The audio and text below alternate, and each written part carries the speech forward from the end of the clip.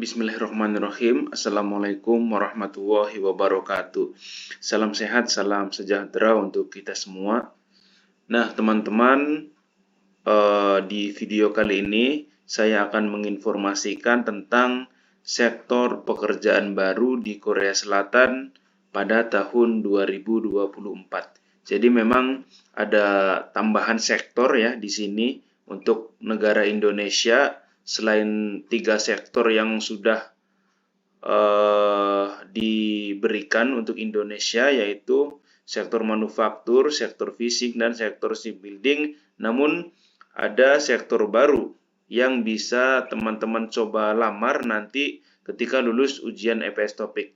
Nah, sebelum saya melanjutkan video ini, mohon sekiranya teman-teman bantu subscribe, like, dan share supaya saling memberikan manfaat. Nah, oke, lanjut. Berikut adalah sektor pekerjaan baru di Korea Selatan di tahun 2024. Yang pertama yaitu sektor manufaktur.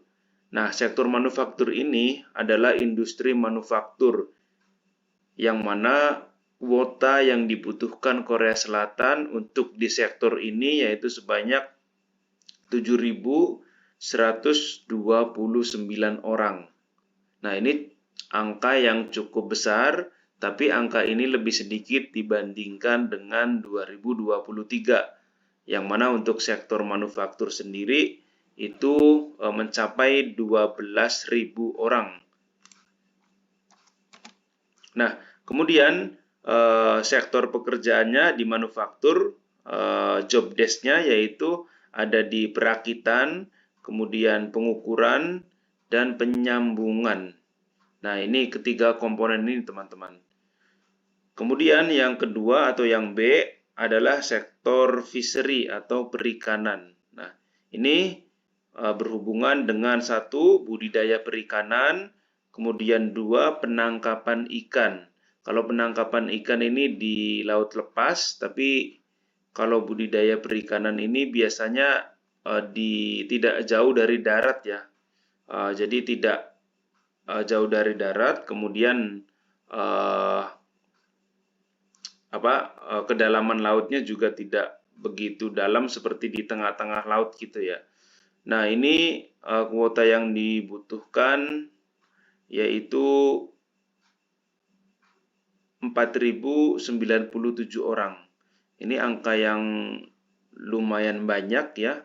Untuk di sektor fishing dibutuhkan 4.000 orang lebih untuk bekerja di 2 sektor ini ya. Nah, kemudian yang C yaitu sektor shipbuilding. Sektor shipbuilding adalah industri galangan kapal. Ini kuota yang dibutuhkan yaitu 293 orang di tahun 2024. Nah, sektor shipbuilding job desk atau pekerjaannya meliputi yang pertama pemasangan, pelepasan, dan mengklasifikasi scaffolding untuk pekerjaan di tempat yang tinggi.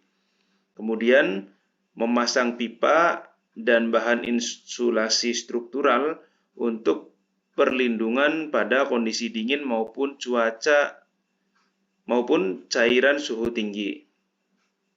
Yang ketiga, bekerja untuk memfasilitasi untuk pengecatan dengan menghapus dan menghaluskan area yang tidak sama dari permukaan las. Ini gerinda ya, pekerjaan gerinda. Kemudian yang keempat, welding. Welding ini pengelasan ya, menggabungkan benda-benda yang akan disatukan atau dilas dan menyambung logam. Kemudian yang kelima yaitu memasang berbagai mesin dan peralatan untuk kapal, menata kabel listrik untuk disambungkan dengan peralatan listrik. Nah, biasanya ini berhubungan dengan elektrikal ya. Jadi memasang kabel, memasang instalasi listrik untuk di kapal. Nah, kemudian nomor 6 yaitu industri manufaktur lain terkait produksi pembuatan galangan kapal. Jadi memang untuk membuat kapal itu banyak sekali dibutuhkan komponen-komponennya dari mulai pengelasan, gerinda, kemudian juga elektrikal, kemudian juga nanti berhubungan dengan untuk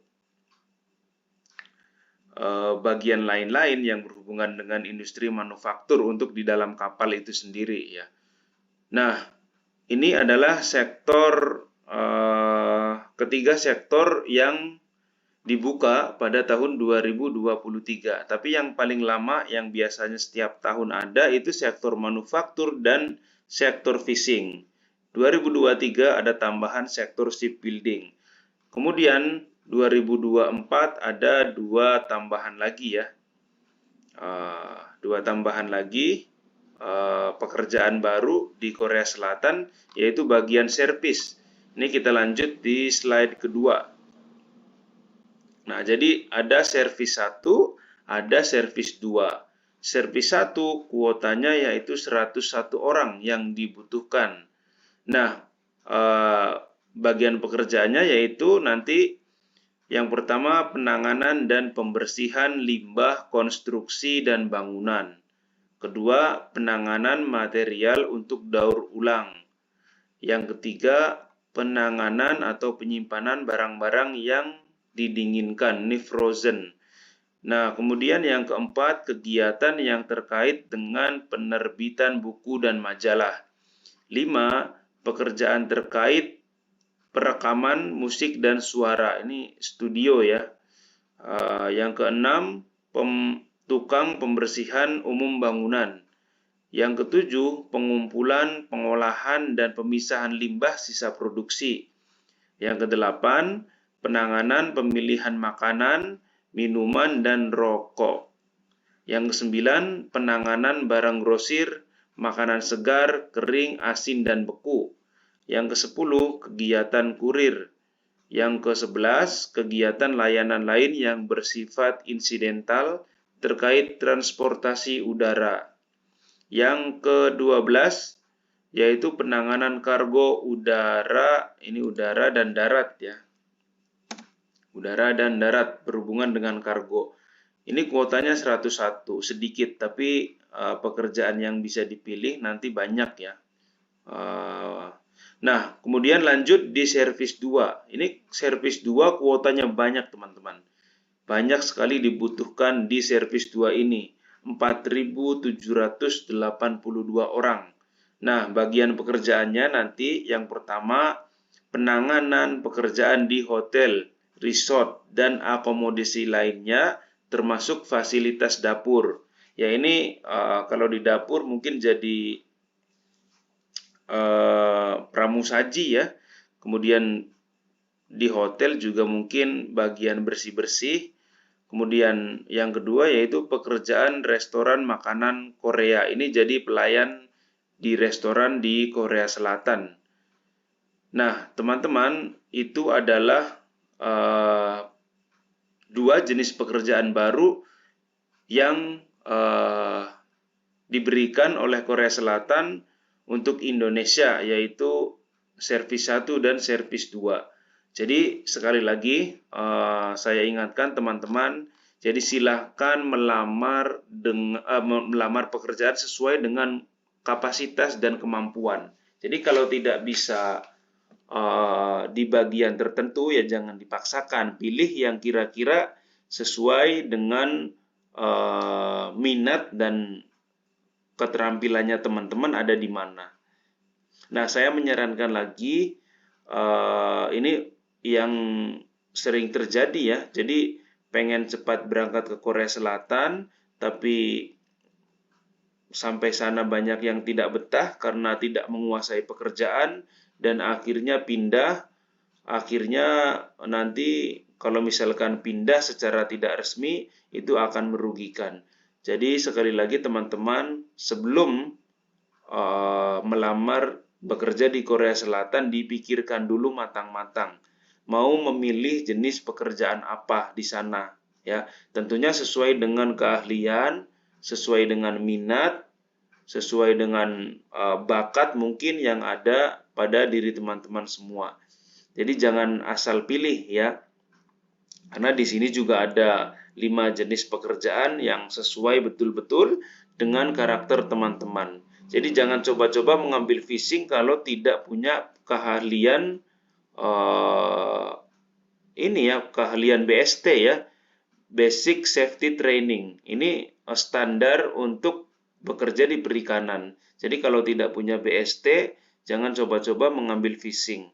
Nah, kemudian untuk bagian servis ini peluangnya besar, apalagi lulusan SMK perhotelan ya, atau tata boga. Itu biasanya di SMK ada dan sudah terampil siswa-siswanya. Itu bisa melamar di bagian servis. Nah, bagaimana cara bisa bekerja di Korea Selatan? Tentunya harus terlebih dahulu mengikuti ujian EPS Topik. Ujian EPS Topik adalah syarat mutlak untuk bisa melamar bekerja di Korea Selatan. Setelah lulus ujian EPS Topik, kita melakukan sending data. Datanya ada di roster di HRD Korea Selatan, nanti majikan atau bos atau pemilik perusahaan merekrut kita kalau memang CV yang kita tawarkan itu cocok sesuai dengan kriterianya. Jadi begitu kira-kira job pekerjaan baru di Korea Selatan, dan saya juga paparkan tadi prosesnya. Semoga informasi ini bermanfaat, khususnya yang ingin bekerja di Korea Selatan, khususnya bagi teman-teman yang baru ikut ujian EPS Topik dan ingin punya minat bekerja di Korea Selatan, tidak tahu sama sekali informasinya bekerja di Korea Selatan seperti apa, silahkan pilih dulu industri atau sektor yang memang betul-betul dikuasai. Oke teman-teman, video dari saya cukup, maaf agak terlalu panjang.